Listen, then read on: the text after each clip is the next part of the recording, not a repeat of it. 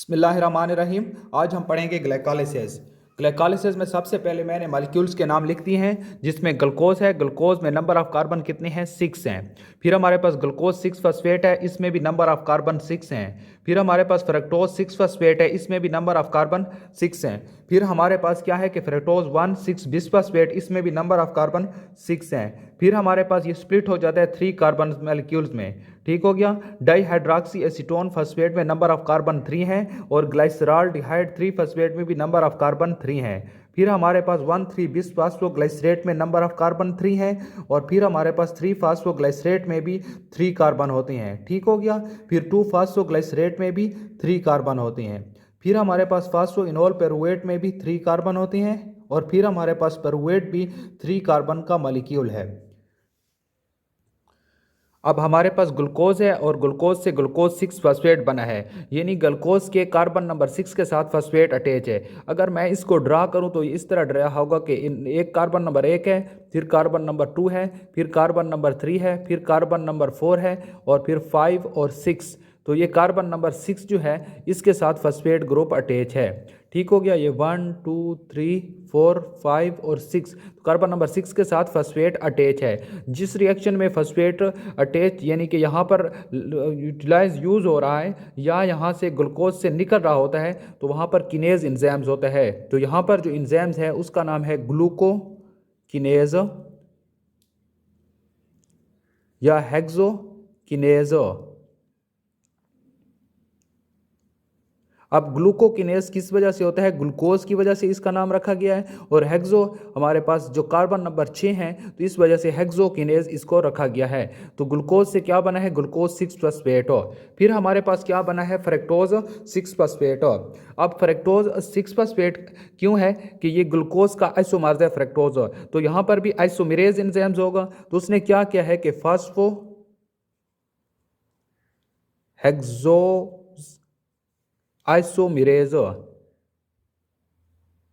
यहाँ पर ये एंजाइम्स सिर्फ आइसोमेराइजेशन हुई है, ग्लूकोज से फ्रक्टोज बना है, तो इसलिए फास्फोहेक्सोज आइसोमेरेज एंजाइम्स आया है। यहाँ पर ग्लूकोज के साथ कार्बन नंबर 6 पे कार्बन नंबर 6 पे फॉस्फेट अटैच हुआ है, तो इसलिए हेक्सोकिनेज या ग्लूकोकिनेज हुआ है। फिर हमारे पास फ्रक्टोज 6 फॉस्फेट फ्रक्टोज 1 6 बिसफॉस्फेट, जो कार्बन नंबर 1 था वहाँ पर भी फॉस्फेट ग्रुप अटैच हो गया है।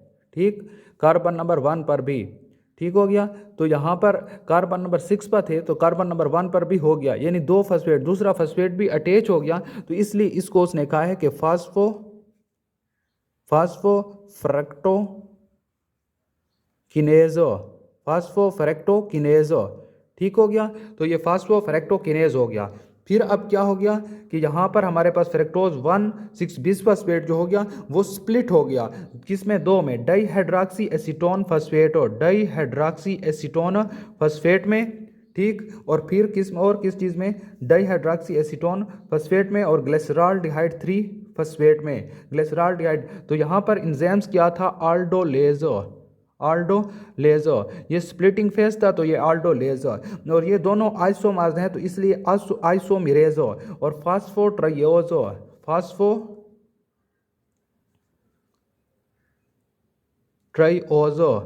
आइसोमेरेज।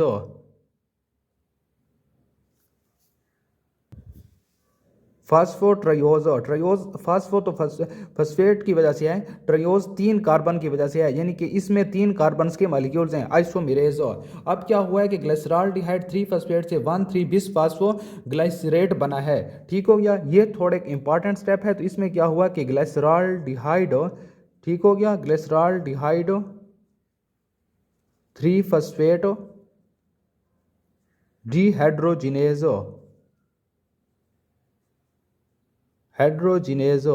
ये थोड़ा मुश्किल स्टेप है। ठीक हो गया। फिर हमारे पास क्या हुआ है कि 1,3 बिस फास्फोग्लाइसरेट से 3 फास्फोग्लाइसरेट है। तो यहाँ पर भी, यहाँ पर जो ये था, यानी कि ये जो मॉलिक्यूल है 3 कार्बन है, इसमें 1 पे भी फॉस्फेट है और 3 पर भी फॉस्फेट अटैच है। ठीक हो गया। लेकिन यहाँ पर जो नेक्स्ट है 3 फास्फोग्लाइसरेट का मतलब है कि 3 कार्बन है, 1 2 3, और 3 पर फॉस्फेट अटैच है, और 1 वाला चला गया है, ये 1 वाला निकल गया है। तो इसलिए हम इसको कह सकते हैं कि ये ग्लाइसरेट किनेज, ठीक हो गया, फास्फोग्लाइसरेट किनेज हो गया। अब नेक्स्ट क्या है कि 3 फास्फोग्लाइसरेट था तो 2 फास्फोग्लाइसरेट। इसका क्या मतलब है, यहाँ पर फॉस्फेट कार्बन नंबर 3 पे था और यहाँ पर कार्बन नंबर 2 पे आ गया, सिर्फ फॉस्फेट चेंज हुआ तो यहाँ पर म्यूटेज हो गया। तो यहाँ पर क्या हो जाएगा, फास्फोग्लाइसरेट म्यूटेज हो जाएगा। ठीक, फिर क्या है, फिर हमारे पास 2 फास्फोग्लाइसरेट से फास्फोइनोल पेरुवेट, यहाँ पर जो इंजाइम्स है वो इनोलेज है। ठीक हो गया, यहाँ पर जो इनोल है वहाँ से इनोलेज आ गया। ठीक है, फिर पाइरुवेट बन जाता है, तो ये हमारे पास पाइरुवेट किनेज से बनता है, पाइरुवेट किनेज से बनता है। ठीक हो गया। अब हमने इंजाइम्स सारे कंप्लीट कर दिए कि किस तरह इंजाइम्स के नाम इन्होंने दिए हुए हैं। सबसे मुश्किल जो इंजाइम्स का नाम है सिर्फ ये है, यहाँ पर अल्डोलेज है, जहाँ पर स्प्लिटिंग हुई है एनुलेज आया है। ठीक हो गया। तो फिर नेक्स्ट हम क्या देखेंगे कि इन इंजाइम्स की थोड़ी हिस्ट्री देख लेते हैं कि हमारे पास ग्लूकोकिनेज और हेक्सोकिनेज। ग्लूकोकिनेज जो है ना, यहाँ ये प्रेजेंट होता है आल टिश्यू में।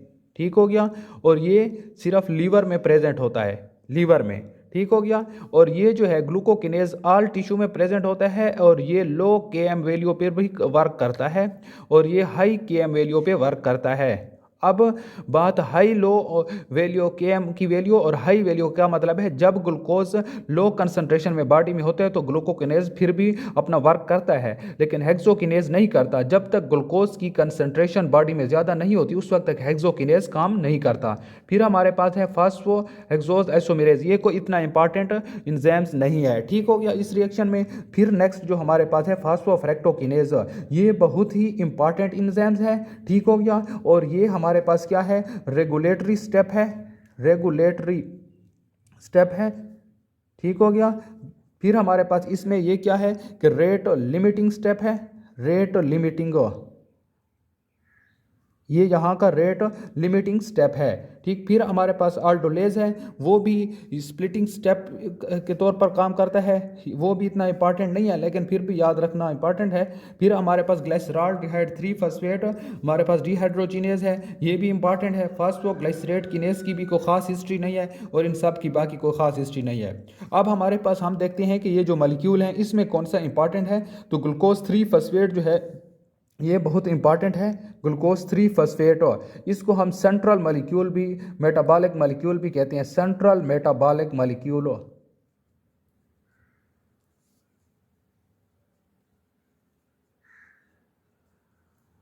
सेंट्रल मेटाबॉलिक मॉलिक्यूल कहते हैं, क्यों कहते हैं कि ये ग्लाइकोलाइसिस का प्रोसेस है, इसमें भी बनता है। फिर हमारे पास ग्लाइकोजिनोलाइसिस में भी बनता है। फिर हमारे पास ग्लूकोनियोजेनेसिस में भी बनता है। फिर हमारे पास पेंटोज, ये बहुत इंपॉर्टेंट है। बाकी ये तो 3 सेम है तकरीबन, यानी कि एक चीज़ बन रही है और किसी की स्प्लिटिंग हो रही है, फॉस्फेट पाथवे, ये इन 4 पाथवे में यूज़ होता है। ठीक हो गया, बनता है, तो इस वजह से इसको सेंट्रल मेटाबॉलिक मॉलिक्यूल कहते हैं, ग्लूकोज 6 फॉस्फेट। ये इंपॉर्टेंट है और यहाँ इसके साथ जो एंजाइम्स है फास्फोफ्रैक्टोकिनेज, ये बहुत इंपॉर्टेंट है। ठीक हो गया। फिर अब हम देखते हैं कि NADH कहाँ पर अटैच है, FADH2 कहाँ पर है और फिर ATP कहाँ पर है। ठीक हो गया, उसको एक रूल के तहत हम यहाँ पर लगाते हैं। जहाँ पर हमारे पास अब जहाँ पर इंजाइम्स, जितने भी इंजाइम्स मौजूद हैं और जहाँ पर डिहाइड्रोजिनेज होगा वहाँ पर या तो NADH होगा या FADH2 होगा। तो हमारे पास पूरे इस ग्लाइकोलाइसिस में सिर्फ एक जगह पर यहाँ पर जो है डिहाइड्रोजिनेज इंजाइम्स है, तो इसका मतलब है यहाँ पर सिर्फ NADH या FADH2 होगा। तो सिर्फ यहाँ पर है NAD, यहाँ पर ये बनता है हमारे पास NADH प्लस H। ठीक हो गया, तो ये NADH, एक ही NADH इस रिएक्शन में बना है। ठीक हो गया। फिर हमारे पास क्या है कि अब हमने ATPs लगाने हैं, तो जहाँ पर भी किनेज वो आया होगा, या तो यहाँ पर एटीपी यूज़ हुए होंगे या एटीपी हमारे पास प्रोड्यूस हुए होंगे। तो यहाँ कहाँ पर यूज़ होते हैं, वहाँ पर ये लगता है कि हमारे पास फॉस्फेट ग्रुप अटैच हो रहा होता है या फॉस्फेट ग्रुप डी अटैच हो रहा होता है। जहाँ पर अटैच होगा वहाँ पर यूज़ होगा, जहाँ पर डी अटैच होगा वहाँ पर हमारे पास प्रोड्यूस होगा। तो यहाँ पर देखते हैं कि ग्लूकोज था, तो ग्लूकोज के साथ ग्लूकोज 6 फॉस्फेट बना है, यानी कि फॉस्फेट ग्रुप अटैच हुआ है। तो इसका मतलब है कि यहाँ पर एटीपी का एक इनऑर्गेनिक फॉस्फेट यूज़ हुआ है, तो यहाँ पर ये एडीपी बन जाएगा। ठीक हो गया, यहाँ पर ये एडीपी बन जाएगा इससे। ठीक हो गया, एटीपी से ये एक एटीपी। दूसरा हमारे पास यहाँ पर एटीपी यूज़ हुआ है, यानी कि 6 फॉस्फेट था, तो 1,6 यानी कार्बन नंबर 1 पर भी एक एटीपी लग गया है, तो यहाँ पर भी एटीपी यूज़ हुआ है। ठीक हो गया। फिर हमारे पास क्या है कि यहाँ पर नहीं हुआ, यहाँ पर एटीपी देखो 1,3 बिस्फास्फोग्लिसरेट था, कार्बन नंबर 1 और कार्बन नंबर 3 पर था, तो कार्बन नंबर 1 वाला चला गया, तो यानी एडीपी से क्या बन गया, एटीपी बन गया, तो ये एक बन गया।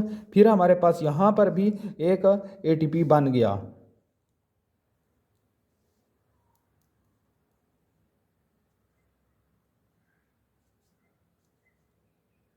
ठीक हो गया। तो अब हमारे पास यहाँ पर 2 एटीपी हमारे पास यूज़ हुए और 2 एटीपी प्रोड्यूस हुए और एक एनएडीएच। लेकिन इस तरह नहीं है, हमारे पास ग्लिसरॉल्डिहाइड 3 कार्बन का मॉलिक्यूल है, वहाँ पर एक बार 6 कार्बन का मॉलिक्यूल आ रहा था, लेकिन यहाँ पर 3 कार्बन का मॉलिक्यूल है और ये भी है। तो अगर इस मॉलिक्यूल और ये दूसरे में इन कन्वर्टेबल्स हैं, क्योंकि ये एसोमर्स हैं, तो एक बार साइकिल 3 कार्बन का ये ग्लिसरॉल्डिहाइड 3 फॉस्फेट कंप्लीट करेगा, फिर डाइहाइड्रॉक्सी एसीटोन फॉस्फेट ग्लिसरॉल्डिहाइड 3 फॉस्फेट में कन्वर्ट हो जाएगी और फिर से ये साइकिल कंप्लीट करेगा। तो हम अब एटीपी की कैलकुलेशन देखते हैं। तो हमारे पास कितने यूटिलाइज हुए,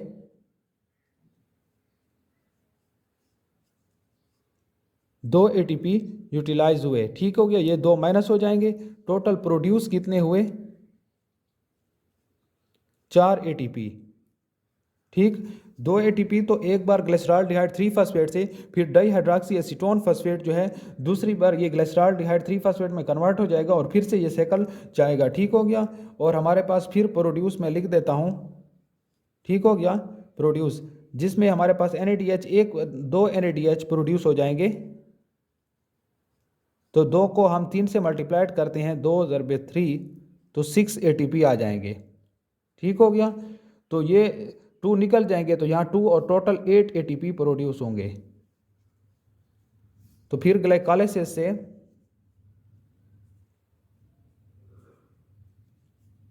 कितने 8 एटीपी प्रोड्यूस हुए, 8 एटीपी प्रोड्यूस हुए। 1 ग्लूकोज का मॉलिक्यूल था।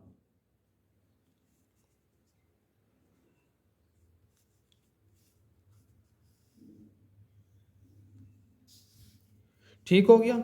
जो एटीपी डायरेक्टली प्रोड्यूस होते हैं जिस तरह ये हैं, तो इनको कहते हैं, हमारे पास एक होते हैं सबस्ट्रेट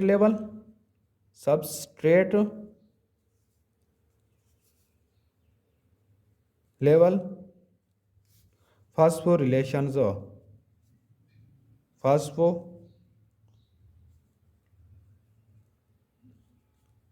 जिसमें हमारे पास डायरेक्टली एटीपी प्रोड्यूस, और एक होता है ऑक्सीडेटिव फास्फोरिलेशन।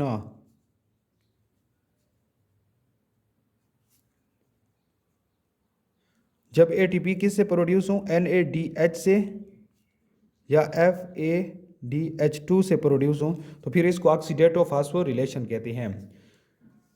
अब हमारे पास पाइरूवेट का मॉलिक्यूल जो है ये 2 पाथवेज में जा सकता है। पाइरूवेट ये लैक्टेट में भी कन्वर्ट हो सकता है, लैक्टेटो। ठीक, तो एंजाइम्स कौन सा होगा, लैक्टेटो डिहाइड्रोजिनेजो। ठीक हो गया, और वही हमारे पास NAD और यहाँ पर NADH प्रोड्यूस होगा। अगर पाइरूवेट कन्वर्ट हो जाता है एसिटाइल को में, और एसिटाइल को चला जाता है TCA साइकिल में। ठीक हो गया। और यहाँ पर एंजाइम जो होता है उसका नाम है पाइरूवेट डिहाइड्रोजिनेज।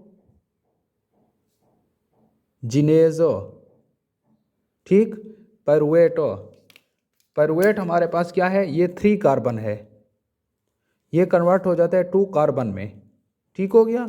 ये TCA साइकिल में एसिटाइल को चला जाता है। ठीक हो गया। ये माइटोकॉन्ड्रिया में होता है, ये TCA साइकिल्स माइटोकॉन्ड्रिया में होता है, ग्लाइकोलाइसिस साइटोसोल में होता है।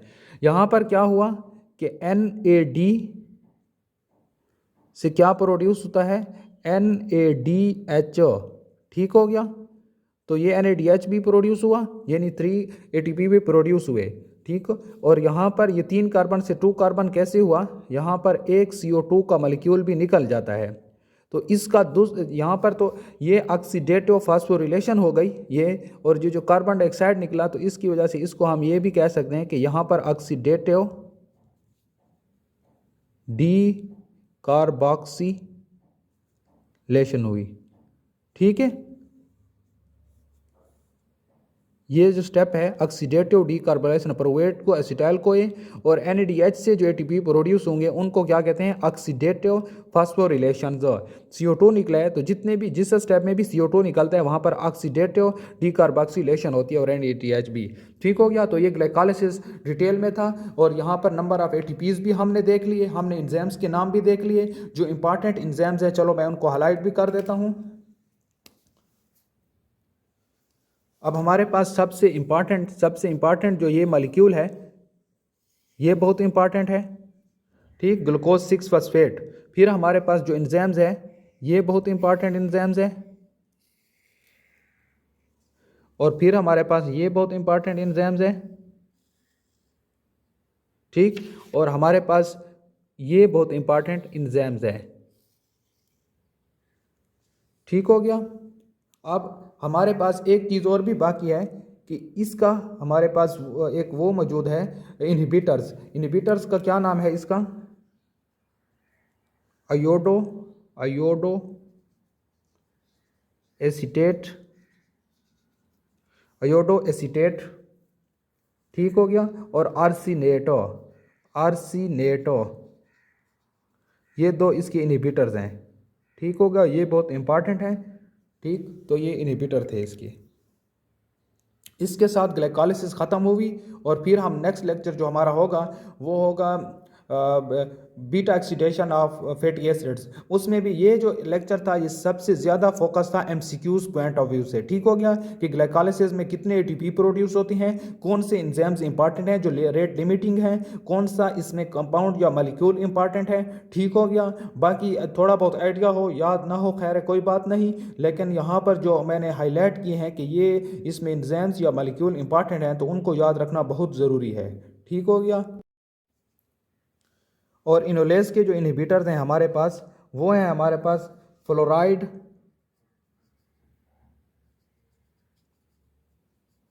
इनोलेस के इनहिबिटर्स हमारे पास फ्लोराइड है। फिर जितने भी किनेस की रिएक्शंस हैं ये हमारे पास है, तो ये भी मैग्नीशियम डिपेंडेंट एंजाइम्स है। ठीक हो गया। हमारे पास ये भी मैग्नीशियम डिपेंडेंट एंजाइम्स है, हमारे पास ये भी मैग्नीशियम डिपेंडेंट एंजाइम्स है। ठीक हो गया। ये एक इंपॉर्टेंट पॉइंट है, आपको प्रॉब्लम्स नहीं होगी। ये जो किनेस का ये रिएक्शंस है ये बहुत इंपॉर्टेंट है।